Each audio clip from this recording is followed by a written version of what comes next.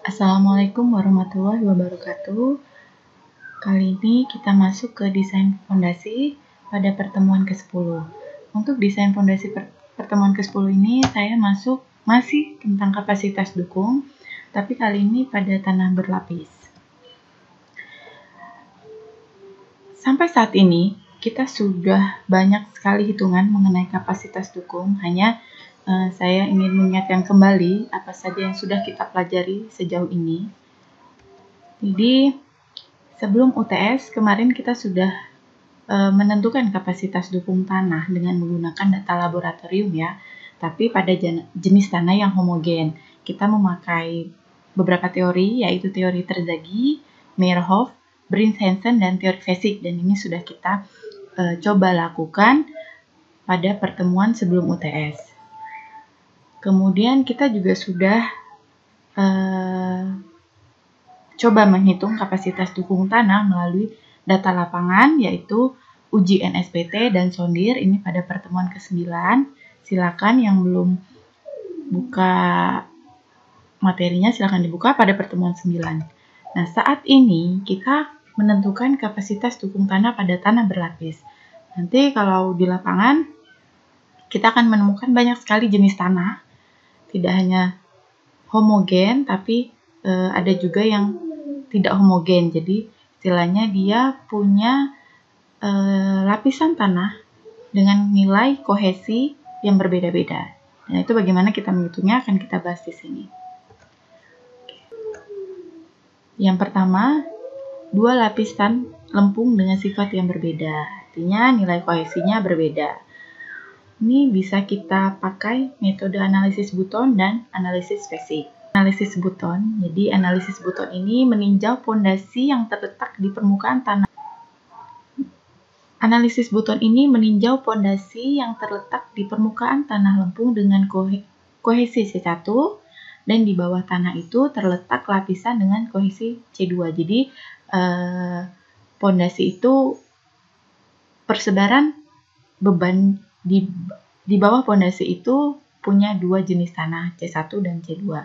Dia merumuskan formula kapasitas dukungnya yaitu C1 dikali NC aksen. C1 itu adalah kohesi tanah pada lapisan atas, dan NC aksen itu adalah faktor daya dukung yang diperoleh dari gambar berikut. Ini hubungannya dengan kedalaman dibagi dimensi pondasi dan perbandingan nilai dua kohesi. Kita langsung ke contoh. Kita punya contoh seperti ini. Kita punya pondasi memanjang dengan lebar 2,5 meter, B-nya 2,5, dan terletak di permukaan tanah lempung berlapis. Kuat geser tanah, kohesinya, kohesi 1 adalah 50, dan kohesi 2 adalah 70 kilonewton per meter kuadrat. Tebalnya 1 meter. Yang ditanyakan tentukan besarnya daya dukung ultimate dengan cara Button. Gampang. Ini formula untuk Button. Kita sudah tahu C1, yang kita perlukan adalah NC aksen. Kita balik ke grafik NC aksen. Yang kita perlukan di grafik NC aksen adalah perbandingan C2 per C1 dan D per B. Ini di sini kita sudah dapat perbandingan C2 per C1. Maaf, ini C2 per C1 ya. Itu 70 per 50. Kita dapat 1,4. Dan perbandingan D per B, kedalaman per dimensi ini 0,4. Kedalamannya 1, dimensinya 2,5, 0,4. Oke, kita baca lagi di sini. Kita balik ke grafik. Tadi nilai D per B-nya adalah 0,4. Dan C2 per C1-nya, maaf, C2 per C1-nya 1,4. Oke, kita balik di sini. Berarti ada di sini ya kira-kira. D per B-nya 0,4 dan C2 per C1-nya ada di sini. Kira-kira di sini. Antara 6 dan 7. Kalau di sini nilainya 6. Oke, maka kita dapat menghitung kapasitas dukungnya yaitu C1 dikali NC aksen. C1-nya adalah 50 dan NC aksennya adalah 6. Maka kita sudah dapat Hasilnya 300 kN per meter persegi. Sudah analisis Buton, kita masuk ke analisis Fasik. Sama saja, hanya dia bagi lagi. Jadi dia punya persamaan dua tanah lempung. Jadi bagian atas adalah lempung lunak dan bagian bawah adalah lempung kaku. Jadi nilai C2 lebih besar daripada C1. Kalau C2 lebih besar daripada C1, kita juga bisa menggunakan Buton ya. Di Fasik bisa, Buton bisa. Ini formulanya, C1 dikali Nm, ini adalah faktor daya dukung, ditambah tekanan overburden. Untuk QN-nya, ultimate neto-nya sendiri C1 dikali Nm. Masih ingat? Q ultimate neto adalah Q dikurangi tekanan overburden. Ini adalah grafik faktor daya dukung Fasik. Dia bisa grafik dan bisa berupa tabel. Untuk lebih gampang adalah tabel, jadi dia tahu dua angka di belakang koma, jadi kita pakai saja tabel. Nah, untuk Fasik, bila lempung itu mempunyai sensitivitas kira-kira 2, maka dia punya faktor reduksi. Tapi ini jarang ya kita pakai, jadi kita pakai C1 aja. Dan kita masuk analisis Fasik untuk kondisi kedua, yaitu apabila lempung kakunya terletak di bagian atas dan lempung lunaknya terletak di bagian bawah. Artinya, rasio C2 per C1 kurang dari 1. Sebelumnya, kita mencari Nm ini dengan cara grafik maupun tabel. Tapi dari grafik tabel di sini, rasio C2 per C1-nya di atas 1 ya. Untuk kondisi kedua, kita tidak bisa pakai grafik maupun tabel, tapi nilai Nm kita pakai dengan formula seperti ini, persamaan ini, 1 per beta ditambah C2 per C1 dikali gamma C NC. Apa itu? Beta adalah indeks penetrasi, disesuaikan lagi dengan koreksi bentuk pondasi. Jika pondasi lingkaran dia B per 4H, jika mempanjang dia B per 2H. C2 per C1 kita sudah tahu, yang kita mau cari adalah gamma C NC. Gamma C NC ini ternyata adalah nilai dari NC aksen, yaitu faktor daya dukung yang memperhatikan koreksi untuk pondasi. Kalau pondasi lingkaran dia bernilai 6,17, kalau dia pondasi memanjang dia memakai 5,14. Contoh soal ada di buku Hari Keris tadi halaman 206.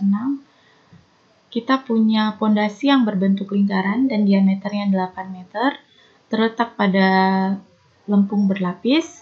Tebal bagian atasnya 2 meter. Ini kita lihat ya, kondisi ini kondisi 1 ya, di mana lempung lunaknya berada di atas dan lempung kakunya berada di bawah. Maka kita bisa pakai untuk menentukan faktor daya dukungnya, kita bisa pakai grafik atau tabel. Oke, di sini nih gambarannya. Kita tentukan dulu rasio C2 per C1-nya 4. Rasio dari B per dimensi per kedalaman adalah 8. Kita lihat grafiknya. Kita lihat grafik karena lebih mudah. Untuk lingkaran ini, tadi C2 per C1-nya adalah 4. Dan rasio B per H-nya adalah 8. Kita dapat 7,6. Kita dapat 7,6.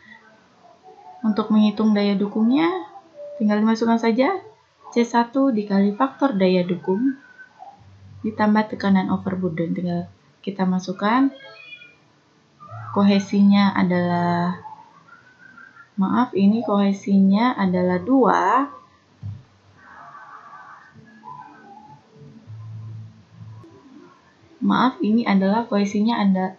Kohesinya bernilai 20. dikali Nm 7,26 dikali tekanan over burden. Kedalamannya adalah 1 dikali gamanya 20 ya. Jadi hasilnya 165,2. Kemudian untuk ultimate netonya kita tinggal nilai 162 ini dikurangi tekanan over burden, hasilnya 145,2. Kondisi tanah. Oke, untuk kondisi kedua yaitu tanah granuler di atas tanah lempung. Jadi ini berbeda ya apabila dia lempung-lempung, karena tanah granuler ini kita tahu bahwa nilai koheksinya 0. Kita bisa pakai metode analisis Seng. Jadi pemahaman singkatnya aja bahwa suatu pondasi itu terletak di permukaan tanah yang tanahnya terdiri dari 2 lapisan. Lapisan atasnya berupa tanah granuler atau tanah berpasir di mana nilai kohesinya adalah 0, dan lapisan tanah bawahnya berupa lempung jenuh di mana nilai kohesinya lebih dari 0 dan sudut geseknya 0. Nah, pada lebar tertentu, jika bidang runtuh melewati kedua lapisan, maka besar daya dukungnya akan berada di antaranya tergantung dari lebar pondasinya. Jika lebar pondasi kecil, bidang runtuh akan melewati lapisan pasir, hanya akan melewati lapisan pasir. Jadi, hitungan daya dukung akan sama dengan hitungan daya dukung pondasi pada tanah pasir. Kita sudah pernah membahasnya pada pertemuan sebelum UTS ini. Jadi dia tidak ada nilai kohesi ya, tidak lagi pakai CNC tapi langsung ke 0,5 dikali B dikali gamma dikali N gamma. Namun, bagaimana jika lebar pondasi lebih besar dibandingkan dengan tebal lapisan pasir, atau B lebih besar daripada H? Maka daya dukungnya akan mendekati sama dengan daya dukung pondasi pada lempung, karena sokongan tanah pasir itu tidak mampu untuk menahan keruntuhan geser pondasi tersebut. Oke, bisa kita lihat di sini rumusnya. Jika dia pondasinya cukup kecil, maka nilai H per B-nya lebih dari 3,5. Jadi kita pakai kapasitas dukung untuk tanah berpasir. Kemudian ini jika dia pondasinya besar, di mana H per B-nya antara 0 sampai 1,5 rasionya, maka kita pakai daya dukung pada tanah lempung. Jika kondisi rasio H per B-nya di antara 1,5 sampai 3,5, maka dia bisa pakai di antaranya dia bisa pakai nilai untuk lempung dan nilai untuk tanah berpasir. Ini grafiknya untuk menentukan nilai NC aksen dan N gamma aksen, hubungannya terhadap rasio H per B dan sudut gesek. Nanti kita masuk ke contoh soal. Ini contoh soal, jadi kita punya pondasi memanjang dengan lebar 1 meter, kemudian dia terletak di permukaan tanah berpasir dengan nilai kohesi 0 dan sudut gesek 30 derajat. Dengan berat jenis tanahnya ada 15 kN per meter kuadrat. Kemudian tebal lapisan pasirnya adalah 2 meter, hanya 2 meter. Dan di bawah lapisan pasir itu terdapat lapisan lempung dengan nilai kohesi 60 dan nilai sudut gesek 0. Selidikilah apakah pondasi aman terhadap keruntuhan daya dukung jika beban pondasi kita masukkan 110 kN per meter persegi dengan faktor amannya 3. Jadi kita punya rumus di sini. Maaf, pertama-tama kita cari dulu rasio H per B. Kita lihat hanya adalah 2 dan B-nya adalah 1, nilainya 2, maka yang kita ambil di sini ini ya, kapasitas dukung untuk nilai rasio H per B di antara 1,5 sampai 3,5. Ini formulanya. C2 dikali NC aksen plus 0,5 dikali B dikali gamma 1 dikali N gamma aksen. Kita sudah tahu C2, kita sudah tahu dimensi, kita sudah tahu berat jenis pada lapisan tanah pertama. Yang kita tidak tahu adalah NC aksen dan N gamma aksen.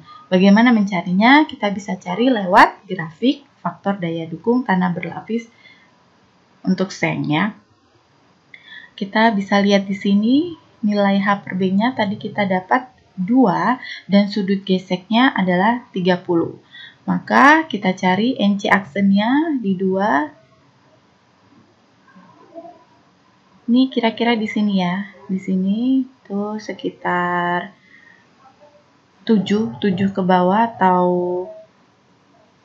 6,7 atau 7 bisa.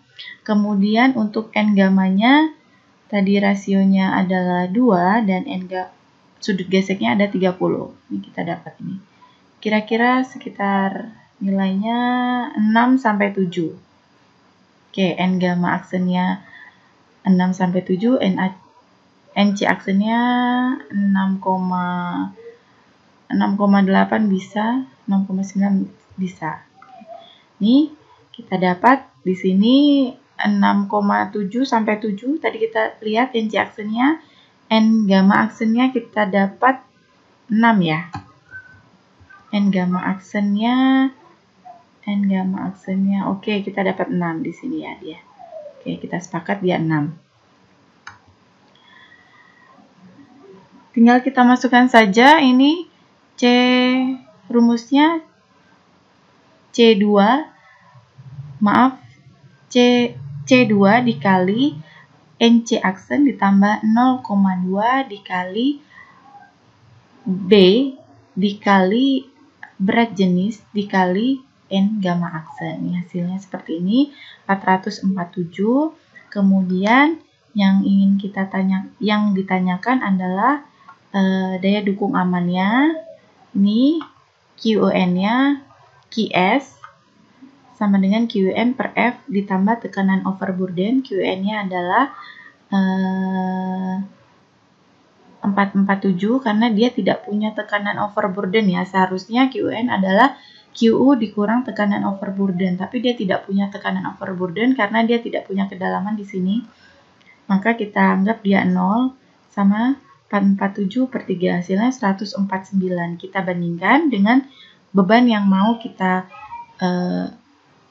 tumpu di pondasi, itu nilai 110, kapasitasnya 149 dan bebannya 110, maka masih aman ya.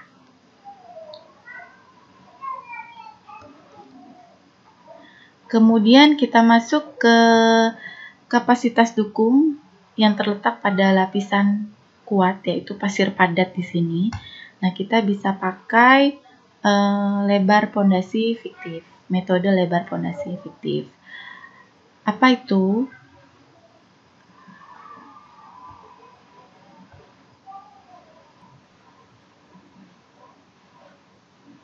Oke, pemahaman singkatnya saja ya. Jika sebuah pondasi terletak pada lapisan kuat setebal H ini dan di bawahnya terdapat lapisan lunak, dan dasar pondasi ini terletak pada kedalaman DF dari permukaan tanah, jadi dia punya tekanan overburden ya. Nah, pada lebar pondasi tertentu, daya dukung pondasi ini dipengaruhi oleh lapisan tanah lunak di bawahnya. Nah, pada analisis daya dukungnya, tanah lunak ini di bagian bawah ini dianggap menerima tekanan menurut persebaran 2V dibanding 1H. Ini kalian biasanya sudah mengenal ini, mungkin di Mektan sudah dijelaskan, jadi saya tidak perlu mengulang lagi. Setahu saya sudah dijelaskan di Mektan untuk persebaran beban. Maka kita menganggap seolah-olah lebar pondasi fiktif ini adalah lebar pondasi sebenarnya ditambah dengan jarak pondasi terhadap permukaan tanah lunak di bawahnya, atau H kita sebut di sini ya. Nah, untuk daya dukung ultimate pondasi ini kita dapatkan formula seperti ini, C2 dikali NC ditambah berat jenis dikali DF plus H dikali NQ plus 0,5 B berat jenis dan dikali N gamma. Ini ya formulanya untuk keterangannya ada di sini.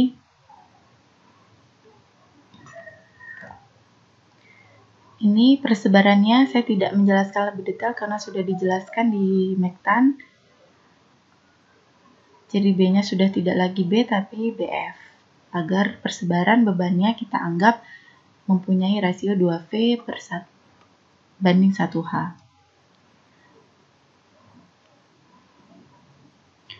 Oke, jika daya dukung ultimate pada pondasi memanjang, maka kita memperoleh kapasitas dukung ultimate-nya dengan rumus seperti ini. Kapasitas dukung ultimate pondasi dikurang dengan gamma dikali H dikali BF per B. Dan jika disesuaikan lagi, apabila dia bentuknya memanjang, bedanya di sini, maka BF-nya mesti dikali LF dan B-nya dikali lagi dengan L.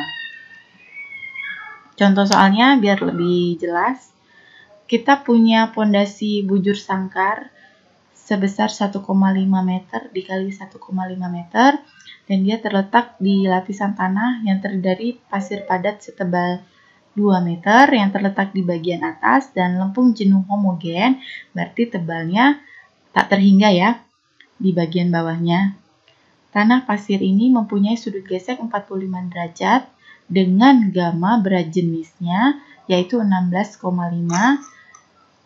dan tanah lempung ini memiliki kohesi 30 kN per meter persegi dengan berat jenis 17 dan sudut geseknya 0.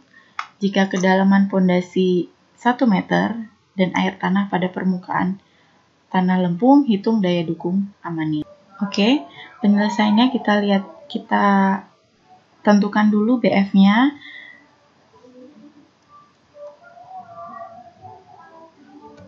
Ini BF-nya adalah dimensi ditambah dengan kedalaman dari selisih kedalaman dasar pondasi ke lapisan tanah kedua ya. Ini dia. Nah, di sini dapat 2,5 meter. Kemudian pada perhitungan untuk lebar pondasi fiktif ini kita tetap menggunakan terzagi. Ini bisa lihat di sini terzagi. Pada contoh soal ini sudah dikonversikan untuk pondasi bujur sangkar. Dia rumus dasarnya ini 1,3 CNC dikali tekanan over burden NQ ditambah 0,4 B gamma dikali N gamma. Itu untuk rumus daya dukung terzagi untuk pondasi bujur sangkar. Sudah dikonversikan untuk lebar pondasi fiktif ya, maka ditambah dengan H ini. Dan kita masih perlu data juga dari tabel terzagi ini. Bisa dilihat kalau pada tabel terzagi pada pertemuan sebelum UTS, untuk sudut gesek 0, NC-nya 5,7, NQ-nya 1, dan N gamma-nya 0. Jadi kita bisa melewatkan ini, kita hanya pakai yang ini saja. C2-nya sudah diketahui, NC-nya kita dapat, gamma-nya karena dia posisinya, kita lihat lagi, posisinya ada di permukaan tanah, muka air tanahnya, diingat kembali pada suku ketiga dia memakai gamma aksen dan pada suku kedua dia tetap memakai gamma berat jenis basah atau drain. Maka kita lihat di sini ini adalah 16,5 masukkan, DF-nya adalah 1, hanya 1, kemudian NQ-nya 1. Tinggal tambah jumlah. Oke, setelah kita dapat QF, kita masih harus cari daya dukung ultimate yang sudah dikonversi ke bentuk bujur sangkar. Ini rumusnya seperti ini ya. Jadi BF-nya mesti dikali LF lagi dan B-nya dikali L lagi. Bisa dilihat di sini karena dia bujur sangkar, LF-nya kita samakan dengan BF. Ini QF-nya nilainya 255,3, kemudian gamma B-nya 16,5 hanya 1. Kemudian B-nya kita sudah tahu 1,5. Karena dia bujur sangkar pasti sama, jadi 1,5. Hasilnya 663. Kemudian untuk mencari daya dukung aman kita perlu daya dukung ultimate neto, yaitu QU dikurang DF dikali gamma. Ini tekanan overburden ya, DF dikali gamma. Kita masukkan 663 dikurangi DF-nya 1 dikali gammanya 16,5. Hasilnya 646,5 kN per meter persegi. Kemudian untuk mencari daya dukung aman yaitu QN ini per F ditambah tekanan overburden. Didapat 235,3. Demikian pertemuan 10 kita. Semoga minggu depan kita sudah masuk. Rencana saya kita masuk ke penurunan, tapi nanti saya cek dulu apa saja yang diperlukan untuk perancangan. Kalau ada yang ditanyakan, saya buka via WA, juga chat Elita pada jam kuliah. Selamat belajar, tetap semangat, jaga kesehatan. Assalamualaikum warahmatullahi wabarakatuh.